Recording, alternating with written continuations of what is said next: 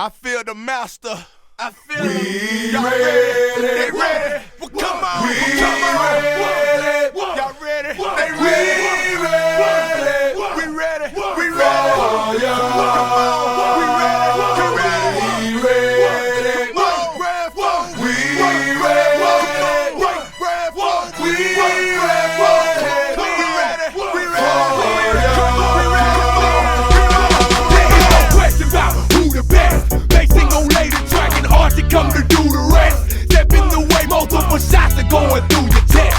You must have gone past the charges, boy, you was blessed. And I'ma take 'em out the game, y'all. It ain't no thing, y'all. You wanna buck, I rip you up like a chainsaw. The game's raw, boy, please believe it. Keep your Bible with you, cause you gon' be leading Jesus. Beating for chart, topping hits. And Archie ain't gon' stop dropping shit. I'ma make $1 million, then stand on the top of it. Rocking it till the day I die in this game. Archie with the fat, boy, adding the fire to the flame. We ready. Well, who's ready now? Come on, well, who's ready now? Come on, well, who's ready now? We ready. Come on, well, who's ready now? Well, who's ready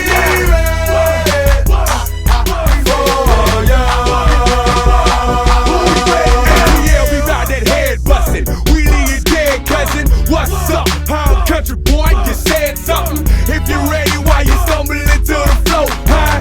If you're ready, why you stuttering? I ain't Joe. I'ma show 'em why they call it dirty. There is no mercy for player haters, cause he ain't worthy. Heard of me then? Hell no. Before All right, what's up, YouTube, man? Coach B coming back for some more Doublewing content, man. So, first of all, hope you guys like the highlight videos, man. That was from a scrimmage with an out of county team that wanted to scrimmage against us. They were an unlimited weight team, and we were a limited weight team. But I think they were a little younger than us. We were allowed to be older but lighter.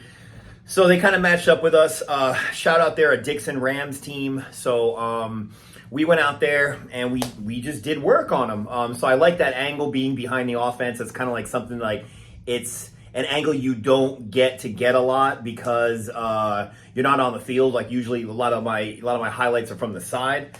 So I like that angle because you can kind of really see the backfield action and everything that's kind of going on with my offense. So that being said, today's video is going to be about my practice, how my practices are basically structured on offensive days. I get a lot of emails from coaches that buy into my system. By the way, any stuff that deals with practicing, I don't really, is not a big part of my manual. My manual is more to like teach the coach, and the coach has to figure out how to coach it to the kids.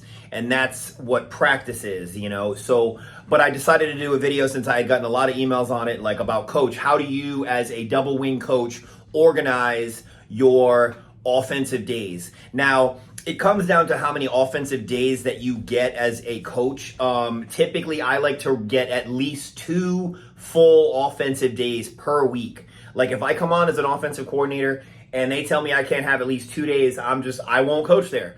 I simply will be like, nope, that's not going to happen. So we need at least 2 offensive days per week. So I'm going to do some whiteboard stuff today, man. I'm going to try to not make the video super long because I got a lot of topics I kind of want to like, you know, touch on and write everything down so you guys can have like at least a little bit of a structure on how I go about organizing my practices when it comes to installing this offense and then perfecting this offense. Like how do I rep it to get it this good? And at what stages of the season does it look that good? So that being said, again, if you want any information on my manual, I know there's a lot of new viewers to my channel. So again, like, comment, subscribe. If you like my double wing content and you're into the stuff I do, I've gotten a lot of interest from, just from doing my YouTube stuff. That's how it works. Like, so you guys like, comment, subscribe, man. I love all the interest in the stuff that I do. So that being said, again, I want to go to the whiteboard and just keep it moving and kind of discuss how I arrange my practice schedule. So let's get to it. All right, let's just get back into it, okay? You guys say you don't like the light, so it looks better with no light, so we're going no light. So as you can see at the top, I got offensive days, 2 days per week. Now, when you're in no pads and during the preseason, it depends on how your leagues are and how much access you have to the kids. But anytime my kids are in no pads, I do a lot of chalk talk and what I call football chess sessions. Chalk talk is basically just what we're doing here, which I will describe the plays and kind of like, if you see this drawing down here with these numbers, I'll show the kids that on a chalkboard and we'll kind of talk through it. And I'll identify, like, you know, who's the 2-man, who's the 4-man, who's the 6-man, and how the backfield is numbered, but we'll get to that. But essentially, I use chalk talk with the kids. If we're going no pads and I can just, like, have a classroom environment with the kids, then that's what it's going to be. Now, football chess sessions are basically where I will have the kids, no pads, go out there and align up in kind of where I think most kids are going to be, like, when I see the team, I pretty much know who my linemen are going to be and who my backs are going to be. So I just assemble them and it's like my best guess. I put them out there and I'll take the other kids and we'll just start lining up like different defensive fronts immediately, okay? Because I look at it again like it's football chess. So I'll put the kids in the formation and have them line up. And then we'll just start talking it over and I'll put like a nose tackle, you know, right here. And then I'll put like a defensive tackle and a defensive tackle, like heads up on these kids. Okay, so while we're doing these football chess sessions, what I'll go over is like, again, is basic lineman numbering and backfield numbers. These are the numbers that I use in my manual, in my system that's contained in what I retail. And I recommend that you guys use this, you know, numbering system just simply because it's all the play calls are integrated into what you do. You know, the odd numbers are all on one side, the even numbers are all on the other side. The 4 is center line unless you offset him. But I go over this lineman numbering and the backfield numbers so everyone knows who they are. Once I establish who the 2-man, 4-man, 6-man, like this is your guard, tackle, tight end, guard, tackle, tight end. Once I establish who those kids are, I stop calling them their names and I refer to them as 2-man, 4-man, 6-man, 3-man, 5-man, 7-man the entire season. In addition to their parents. It's just something I do. Also, the center, his right foot is 0 and his left foot is 1. That's typically for the wedge. My wedges are always 41 wedge and will be bull offset to the left. So I go over all those things, okay? I also go over the basic play call structure. This is all any practices that are no pads. If you don't have any access to the kids and you got to kind of do this on the fly, it's good to do this during these football chess sessions. So I'll go over our typical play call structure, which at its fundamental easiest is just Ray 34 power. We're coming out in our base balance formation. We're running Ray motion, which is telling this kid he's going in motion to the right because this kid knows he cannot go in motion to the right because he'll go out of the formation. So that's how I typically tell my kids, like if you're the left wing, you're the one that's going to go in Ray motion. If you're the right wing, you're the one that's going to go in Lee motion. And they just memorize it, okay? We'll go over alignment and splits. My alignment is foot to foot. You saw in the opening video, I am a foot to foot split guy. There is a reason for that, is because my team wedges the ball. If you use splits or you use a fullback that is way back here, okay, and you still use your wings out here, I mean, because you want to run a dive, that's fine. But typically double wing teams run this sniffer fullback or an offset sniffer here or here, whatever, and they just wedge it up the middle. Wedge is different than dive, okay? So my alignment is foot to foot all the way across tight end to tight end. And I try to teach the kids no wider than a shoulder width stance. I want the distance from here to be as compressed as possible, okay? We will also go over huddling and lining up, breaking the huddle and getting to the ball. I pride my teams on being almost military-like when they come out and they get in their ready stance and they go down all at once in unison, okay? I was previously in the Air Force. We did a lot of basic training and marching around and stuff, and kind of like football mirrors that, like in a way. You're lining up in a formation to kind of execute a certain technique, okay? So I always kind of integrate that into huddling and lining up. So I huddle just exactly like this. I have my center in the middle, and he's like got the 3-man and the 2-man and the 5-man and the 4-man. The 7-man drops behind here. The 6-man drops behind here. Then it's the 2-back, the 4-back, and the 3-back. So it's just like a 5-man line, and the quarterback runs to the center and just calls the play. Okay. It's super easy. You break the huddle and you line up exactly like you're lined up in the huddle. Everyone has their own like area facing the ball.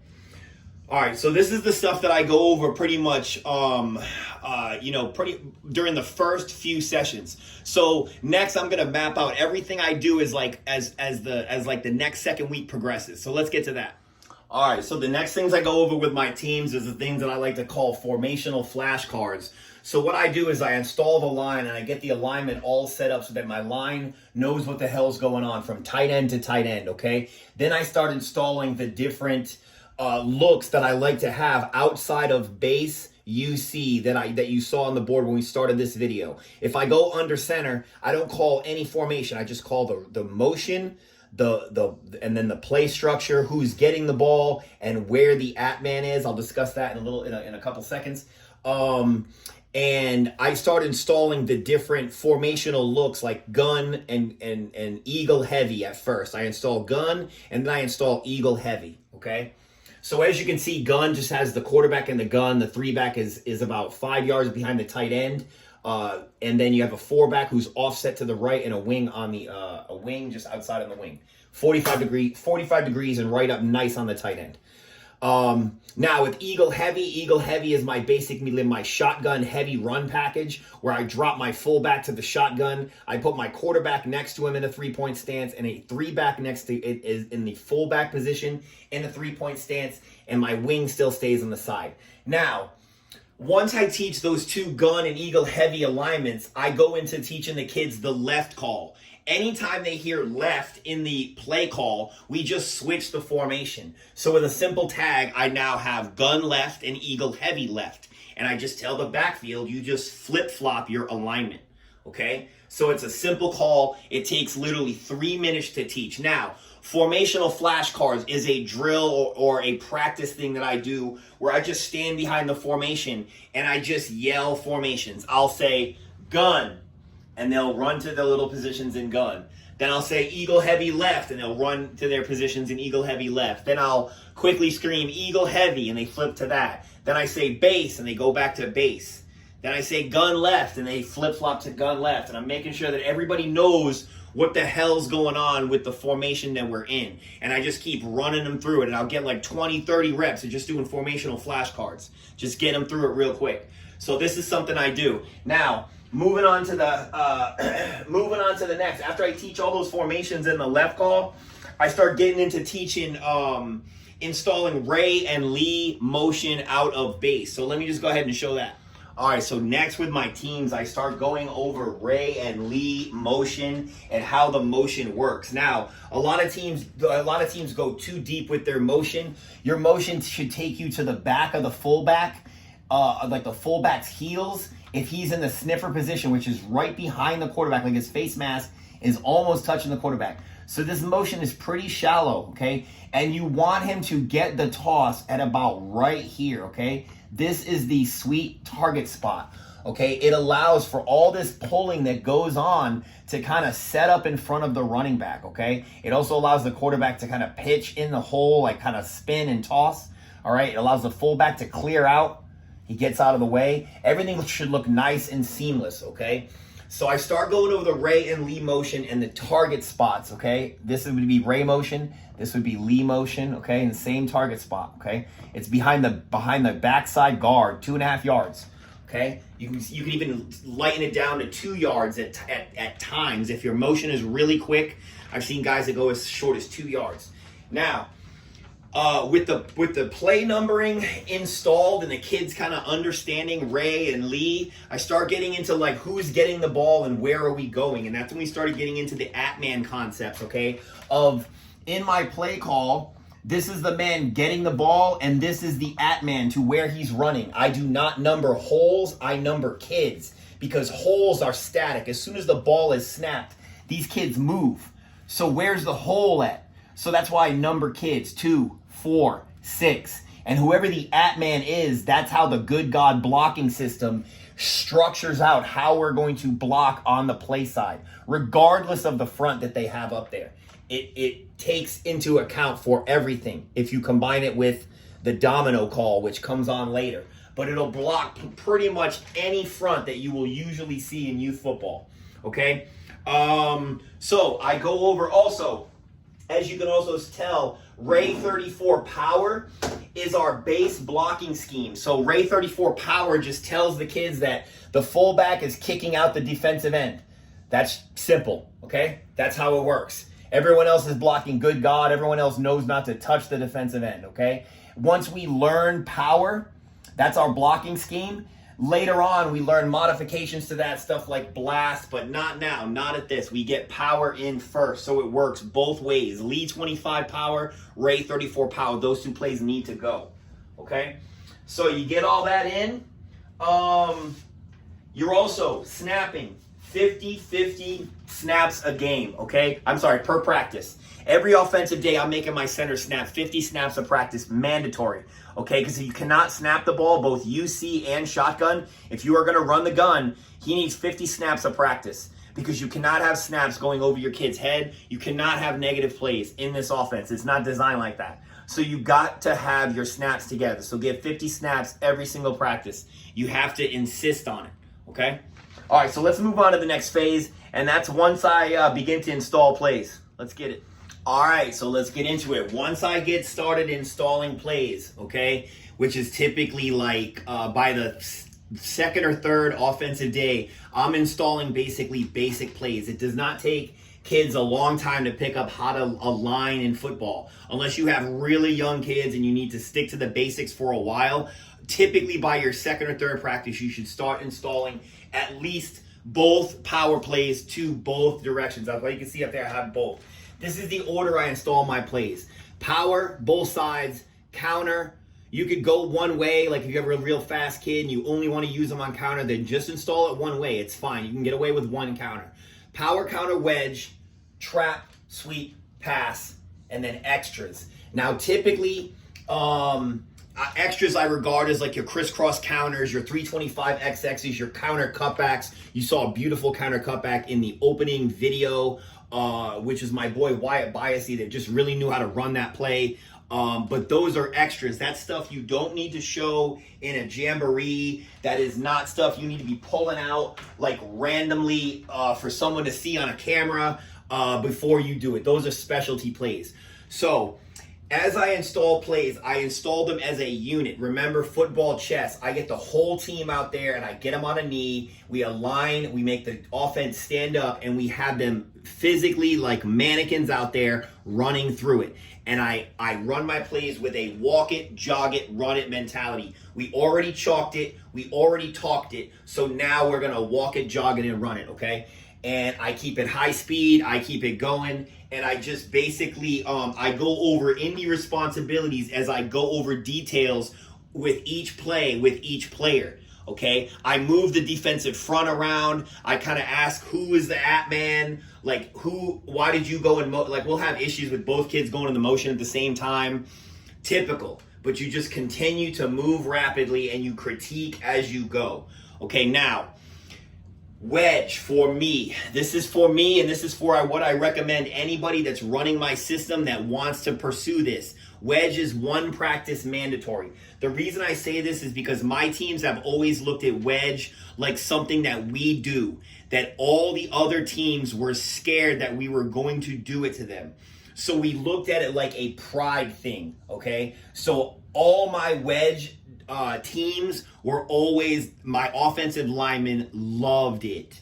Okay, they literally loved it. We made it like a sense of pride. Like they would laugh as we were wedging on teams because they know that teams cannot stop it. If you don't go down and you don't dive in the dirt, it's unstoppable. Okay, so wedge is an entire practice for me where I talk up what we're gonna do, then I start going over the drills. My drills are made up of a fit drill, a compression drill, and a movement drill. My fit drill is basically where I get the centers and the center and the guards only, and I let them basically get the fit onto the center. Then after they can get that fit, then I add the tackles, and I start letting the tackles get fitted onto the guards. Then after that, I add the tight ends. I don't even put the backfield in there. I don't put a quarterback. I don't do nothing. It's just a drill with the offensive line. Then I go over compression, which means I want the formation to go from not like a compressed formation, but now to a super compressed formation, which is what forms the wedge. And then the third phase is movement. That's getting them to basically get their fit in compression and then start to move as a 7-man line. The center and 3 wings on each side, just driving like an arrow right through the middle of the defense, okay? Again, my offensive line prided ourselves on it. No one ever stopped us. I would wedge on 4th and 20 at times and get it. Like it's an unbelievable play. It cuts through single layer defenses like nothing if they dare get in a 10-1 and they're not willing to jump into the dirt. So as the playbook expands and you start running plays on air, I recommend, I'm constantly critiquing and I accept nothing less than perfection. If you're going to run this offense, it's explained out in my manual in detail, but this offense has a lot of moving parts. So you need to understand that you have to demand nothing less than perfection, okay? Now, by a jamboree, I aim to pretty much have power, counter, wedge, and trap in by a jamboree. You have no need to pass, and sometimes I don't even wedge, but I like to have these plays in, okay, prior to jambo, okay? And at your jamboree, if you can go in there and run like just power and win the game, then do it. Because they'll have limited film on you. And when you play them, your counter will end up going so hard because they didn't see anything. So that's how I run my stuff, okay? Now, what else do I want to talk about? Let's get into the next phase, man. Once all your fundamental plays are in, how do your practices go then? All right, so once I got all fundamental plays in, okay, from that list, to include pass out of our base formations, okay, and the kids basically understand the standard play calls, that's once I get all my tags in, okay? So tags in my system, and again, this is all included in the manual. The tags I use are fire and flame for my wing on and wing off calls. Angry and ugly is my unbalanced line call, which moves a tackle over, which I'll show you in a minute. And then my bear and bull calls, which is my offset fullback. So bear offset, just the R in bear tells my fullback to line up behind the guard on the right side. Okay, I'm sorry, bull offset would be offset to the left-hand side. Bear would be to the right-hand side, okay? Fire and flame just tells my wing to get foot to foot with the tight end on the end of the line. Now, you can use these in combination with each other, okay? So they are all tags will appear before the formation, okay? So as you can see at the bottom, I have angry, bear, fire, gun, 34 power. But for right now, I just want to kind of just go over, again, the tags I use can all be used together. Nothing on the line changes as far as the blocking. Nobody's number changes or anything like that, okay? And by installing tags, you can have come out formationally with a number of different looks, okay? Like fire is my right hand wing going on the line of scrimmage. If I don't say anything and doesn't hear fire in the play call, he just stands up in his normal position, okay? If I don't have no play call for the fullback, he just stands in his normal formation, okay? If he hears bull, he comes over here. We always wedge out of bull. Sometimes I'll come over here and then we'll put this kid in flame, and then he'll align on the line of scrimmage, okay? And then we'll run a Lee 25 power, okay? It allows you to multiply your formation and kind of do a bunch of things. Now, I'll go back to angry, bear, fire, gun, 34 power. So what that would end up looking like is this. So you have I want to get this right. So you have basically a tackle over, okay? So this would be your original guard. Then the new tackle would go inside. So he comes from this side and goes to this side. Then this is your original 4-man. So this is how it looks. 2, 4, and then your original tight end in 6. Then you're in a fire. So the wing is basically on the line of scrimmage, okay? You're in gun. Because again, they have a gun call. Gun is the formation. So your quarterback is going to be in gun. And then your 3-back would align right here. And you're bear aligned. So he can line up like, I'd probably move him over like that. This is your 4-back, okay? All right. So I teach that angry bear fire gun 34 power. And then how do I do that? Well, then now since I have tags, my formational capacity has increased to where I start running formational flashcards again with the kids, and I start calling out bear fire gun 34 power, angry ray 34 power, because now we're in base and we're being angry, and I make them just understand to listen for their words. Angry only applies to the tackles. Bear only applies to the fullback, bear or bull. And fire and flame only applies to the wings. And the letter is in there, okay? So, super simple. All right, so now let's go on to how I divide practices, man, once you have all your fundamental plays in. All right, man, so you guys getting it today, man. So, all right, so as all the plays are once they're all in and you feel they're greased, my practices look like this. We divide the O-line with typically the head coach, or as you can see, I got up there, your most trusted coach. Now, here's where you gotta get it together. Sometimes the most trusted coach needs to be the guy that doesn't have a kid on the team, but make it be your most trusted guy that it buys into your system and knows that this good God blocking system is gonna work. But he needs to know it as good as you or the OC. Like if you're the OC and you want to be the OC and the O-line coach, that's a good idea, because if your line does not go, this offense does not go, okay? So head coach, your OC, or your most trusted coach. The backfield, usually I have the head coach as a rover, and then definitely the offensive coordinator has to be on scene for the backfield, okay? The double wing offense is like a dance in the backfield. There's a lot going on, so you need to make sure that your kids get reps in how they are to mesh with each other and not crash into each other. So the backfield, I have those guys doing the circle drill. If you guys go to my YouTube page, I have a page where I go over only drills and I talk about the circle drill, so check it out there. I will link it in the description. I have my line doing full contact chest with Good God integrated. So what that means is I have kids out there that are acting as defenders, and we go full contact using Good God rules integrated into what they're doing. So we change the fronts, we move the defensive ends, we move the defensive tackles, we go with loaded fronts, and we get the center to understand he needs to call domino. We're able to apply our rules, okay? We also, during those sessions, I wanted to kind of go back for a second. During those football chess sessions that we did pre-season, I also teach these kids what a gap defender looks like to them, what an on defender looks like, what a down block is. You have to get the kids to understand really, really quickly what those different blocks look like. So I find that football chess is the best drill to do. Just get the kids out there, line them up, show them what a kid looks like when he is lined up in your gap. Now, understand that we're coming out foot to foot with 0 line splits. So when a kid is in your gap, that's only literally like, if he has moved 7 inches to the left, he would be in your gap. I teach my kids, if your inside foot points at his face mask, like if it's lined up with your inside foot, he's in your gap. Okay, when you line up, his face mask lines up with your face mask, he is an on block.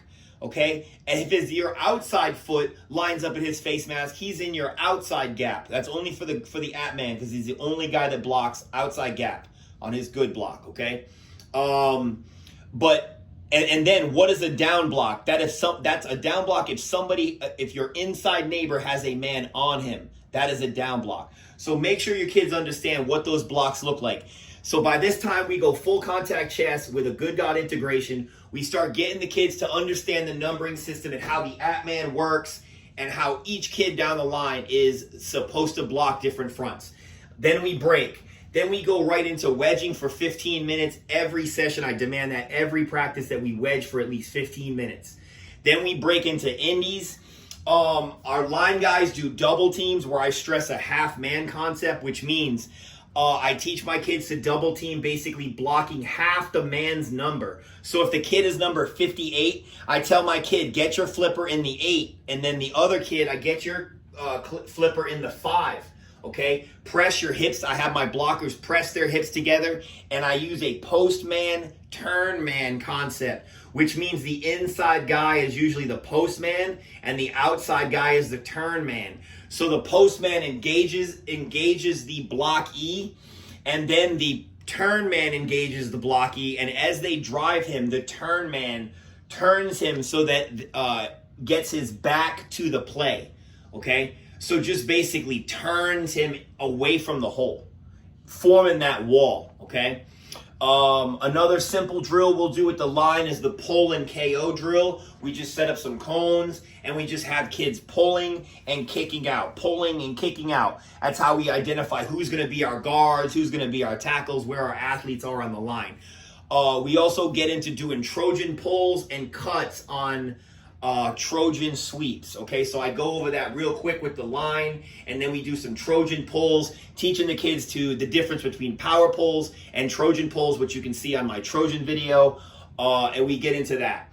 The backfield, I have these guys continue to do circle drill until it is repped and it is perfect. I have them go over the mesh plays. My double wing teams, especially in the gun, use a lot of read option concepts. So you have to make sure that stuff is greased up. So doing the backfield circle drill, I can get my 325 XXs in so that we're doing crisscross counters.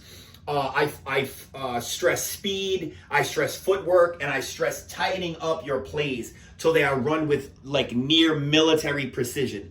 So once the circle drill works like that, you don't have any line. You just have a center and your backfield, okay? Your center's getting, actually two centers are getting snaps. Again, my backfield circle drill is on my YouTube page, is one of my top double wing drills. So it's just a time for you to tighten up your plays, okay? So I think we can get into once indies are done, and once we start to get a full slate of plays in the playbook, I'll teach you where we go next. All right, so once you get your plays in, man, and you got your full playbook and you're ready to kind of feel like you're ready to scrimmage, or you're ready to take on a real defense, you kind of feel like it's all gelled up. What happens with my teams is we go full O on air to kind of tie the line action in with the backfield. Like if you ran a lot of your drills with no backfield action and there's no quarterback under center, the guards have to kind of figure out how to move with the quarterback. So at some point, you got to tie the line in with the backfield. So we go full O on air. Again, walk it, jog it, run it. And we just get everything kind of clicking. Then we will basically go to our 3 kings alignment, where I bring in 3 of my best defenders and I just put them in the 3 kings, and we just kind of put them in a standard configuration: defensive tackle, a defensive end, and a backer. And we move this kid around, and we let the play side of the line on the right hand side figure out their blocks on the 3 kings only, because these are three critical blocks that you have to make for our base play to go all day. So we get that out of the way. Then I start wall drilling the kids, because typically on 34 power, they want to make that into a sweep. So what we'll do is we'll put we take the entire like formation, and I put it right against like a fence like this at the field, okay? And I put like a bag right here for where the defensive end would be, and I put like a bag up here for the corner, and then we just run Ray 34 power in this little gut right here. You can't sweep because of the fence right here. Okay, so I will wall drill. I try to do it at least a couple of times in the first couple of practices, and then I do it as needed depending on what my running backs look like and how much they're like soft shoeing it out there. Like if they're soft kids, then yeah, you have to wall drill them to death, because that's the philosophy of this offense, is to be able to run the off tackle power despite being in traffic, okay? Then I'm going to show you guys the tunnel drill. The tunnel drill is just a very simple drill I use to promote ferocity and pulling. I use a guard, and then I will put a cone, then I will put a tight end right here. Then I will put a center, and then I'll put a cone, and a cone, and we make this basically this tunnel, okay? I know like cones are bad. We make this tunnel right here, okay? And then I put a backer, and a safety, and then all these are just kids. Oh, I don't want to put, just, these are kids over here, okay? And then what happens is I put a wing out here, Okay? My quarterback's UC. I have my fullback here. I put a coach with a shield to be the kick out. So this is my fullback. He's right. Fullback. Fullback kicks out. Okay? This kid pulls upfield to backer. Backside tight end pulls, comes up to backer. This guy comes here, gets the toss. Quarterback spins, comes up, he gets in the wreck. And then this 3-man just has to enter the tunnel and just make it happen, okay? I do this to both sides. You can tunnel drill, even do encounters, and you can teach your backside guard to pull and kick out to the coach. Have the coach come deeper on counters. You can run pretty much any play with the tunnel drill, but I like doing it for power because, again, it promotes just ferocity, pulling fast, getting to the second level, okay? Now, one thing I want to say about drills and the double wing, one of the things I did with my team is that I eliminated all drills that were not related to doing what double wing teams do. I didn't waste time on going over routes. Like, if I'm sure spread teams spend a lot of time going over different combinations of routes and how we're going to throw the ball and do all this. But if you're a double wing team, all your drills need to contribute to what we do as a football team, okay? Sometimes when my offense is out there, I don't even think, I tell the kids, we're not a football team, we're a double wing team, okay? So that's a philosophy. So there should be no unrelated drills to what you do on the field. So design your drills to complement what you are doing on the field, okay? I also run a drill at the end of all this called 10 ball. Again, that is on my drills, favorite drills page. 10 ball is just basically lining up 10 balls on the football field. I call plays from behind the huddle. They run the play for 3 yards. They drop the football and they run to the next football high speed as I'm calling the next play from my play sheet. It builds muscle memory. It gets these kids reacting fast and just kind of quick recollection of plays. There's no defense. They run it on air. It's really good if you want to run no huddle and you kind of want to build a lot of like just high speed reps and just wear your opponents down. So this is pretty much how I structure the first like couple of weeks of practice. Using these drills, wall drill, tunnel drill, 3 kings, going over football chess, chalk it, talk it, walk it, jog it, run it. So I hope you guys got a lot from the video, man. I hope this helps your guys' double wing installs. I'm really looking forward to the next one, man. And again, I appreciate all the support. See ya.